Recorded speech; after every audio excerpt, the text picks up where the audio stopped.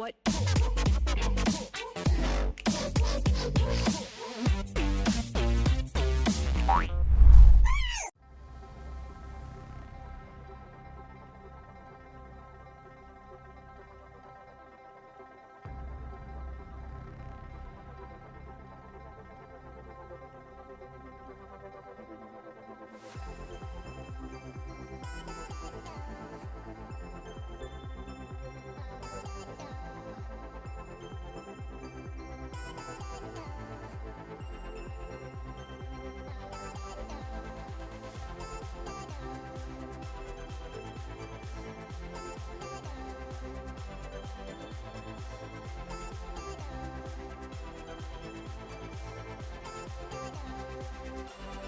This is my jungle now, and is getting super aggressive. Red buff on blue buff as well means that he can trade quite well in here onto on fleek, but level 3 is hit into you, but you have to back away from it just to help your jungler. And it doesn't stop there. You talked about double jungle, but Punch is already once again in his face, not letting up on this one, but here comes Summit, tries to flash away, but now he's just in a world of hurt as he went too far. First blood. One of those invading without priority in all your lanes. Yes, Zoe's coming fast, but Summit is coming and Nuguri is not. We know that Nuguri as a player plays for his lane, and that's going to be the cost here for Punch. You see he flashed to the better team that should have won, was mainly dying with the Silas. I'm going to hold that thought as Nuguri is getting ganked here. The fear into the knockup from the Silas means that he does get pretty low, but will get away. The spike comes in. Cloud Drake does go their way with the Mountain Drake up next. Now on fleek in an awkward spot. They just have to go forward straight onto the Thresh here, but Aftershock and a stopwatch is going to keep him alive for so long. Already the Nocturne goes down, and Summit going to be baited into this one as well. Should be going down here. Just gets sniped there by Showmaker, looking for another one. He's trying to get in there, doesn't have much mana, but the fear comes down, but in goes the Rek'Sai, but perfectly timed stopwatch as the paddle star from Showmaker. What allows her to get the trade kill that bought so much time, about 3.5 seconds of time between the stasis and that. We're in mid lane, didn't use Nocturne ult, remember? Yeah, they have a ton of burst damage here too, but the stopwatch comes in, and he is able to swipe there now, on top of him. Okay, in goes Dove again, and Punch has the... Definitely a feels-good moment for Sandbox to try to come back in this one, as now Joker's getting really frisky. Gets the knock-up onto the Xayah. Definitely a great move from them, but now they're struggling to try to take this Mountain Drake away. Silas walking down.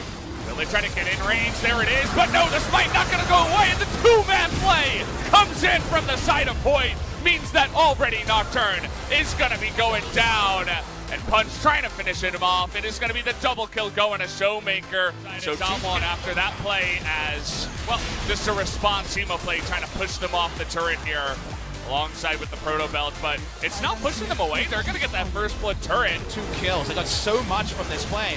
And you think about where Sandbox are in the game, remember, it's no Muramana 2-item Ezreal, so he wants to be in the mid lane. That's where Ezreal is strong at this point. But LeBlanc has 1 item, she can burst 1 person, but that's not team fight strength, that's pick strength. So Sandbox walking out to contest here is pretty bizarre. They get no right, and that's what happens when you're this far ahead. Your lane assignments are so flexible now. Yeah. From a 6,000 gold lead, Sandbox Gaming. They're trying something, they're rolling all the die. Okay, well I said he couldn't touch the Zoe. It looks like I might be correct. No, he is going to be shut down there, as only the TA might be going down. Already 2 kills the way of Sandbox as they're trying to shut it down, but Summit maybe going a little bit too far here. No. Is going to be able to shut him down, and Nuguri, oh boy, here he comes. Should be able to get at least Joker. Spirit Visage onto the Silas, but doesn't quite get it at the end. This is what you can do.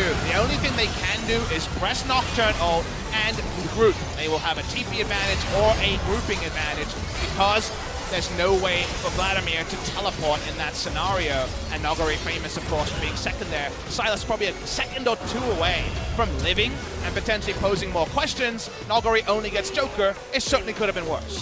You talk to the players, you listen to the interviews, all about giving that veteran shot calling ability. Let's watch this matchup getting the Nocturne. Emo Plague means that. Okay, in goes Nocturne and enough. Right, so let's see if this is an honest 5v5 or maybe even a steal.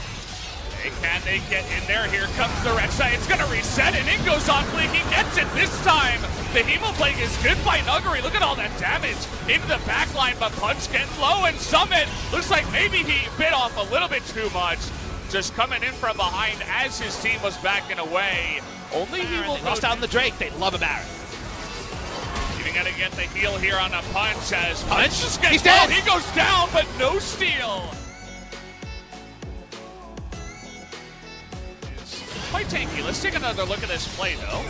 Nocturne does claim the smite here. I don't actually see if it's engaged. This is always so awkward because Baron relays, just the smite timing is off. The moment that Vlad ults 3 members, there's no way to actually be a backliner, so Summit actually goes too far. With the stolen Rek'Sai, no one can walk past. Nuguri, that's impossible.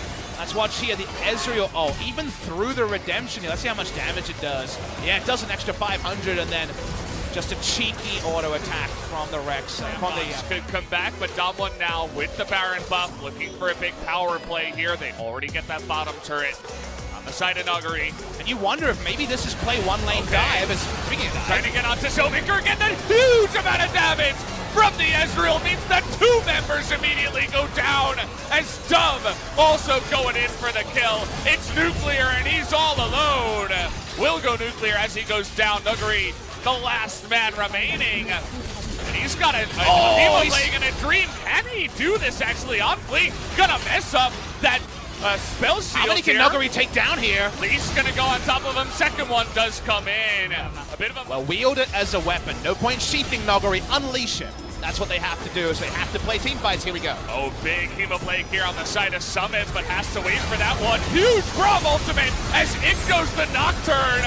But nice damage out of Nuguri. He's still alive. He's gonna get a couple of kills here to the side of Damwon Gaming as even Summit is gonna go down.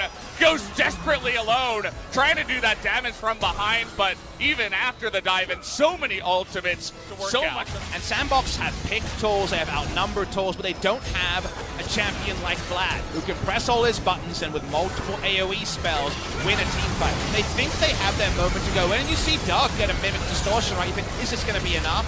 But the answer is no, that's not what they comp for. That's not what they've been gifted to get back into this game. So Damwon Gaming finally find a simple place to group around. We're actually seeing hopes and prayers from the fans there. Seeing the full roster. They've needed the full roster. If they lose another fight in this series because Nuguri's not with them, that's on them. Summit comes in, steals an ultimate, but already sustained so much as Paranoia just coming in, but the Rek'Sai going a little bit too far here. Punch not quite going to be sniped out as the True Shot Barrage goes the other way. Ghost can do it off cooldown with the Q. They know things are bad, and things are so fast! It's double mountain, and don't care how much damage the LeBlanc does. You're not going to be able... Looked like that Battlestar kind of went through. That one is okay. Nuguri is not wasting any more time. Ghost just barely survived on the backside. In goes the Nocturne, but immediately blows up. Down goes Vlad, though. Okay, we do take that Vladimir away. Does that mean that Sandbox have a way to get back into this one? Well, the Sylas is going to go down, as does Nocturne, and the dominoes will fall. There are going to be other threats in the lineup here from the side of Damwon, namely Showmaker and Nuclear at this point in time. And now it's only up to Ghost and Joker to try to stop them. Guerrilla warfare is not going to be enough to stop the winning army here. Showmaker piles on the damage, so does Nuclear, and Damwon Gaming will force game number 3. 41 minutes, they are able to do it this time around. We'll be going to a game 3 as finally the series we were expecting does come to life here on the backs of Damwon and Vladimir. And just those full item builds, short of the guerrilla warfare tactics, were too strong. The tank on the Sylas, the mana items that had already been piled on the Xayah, just things couldn't be made equivalent, and we have to remember this began with a Vlad first pick that we knew was top lane.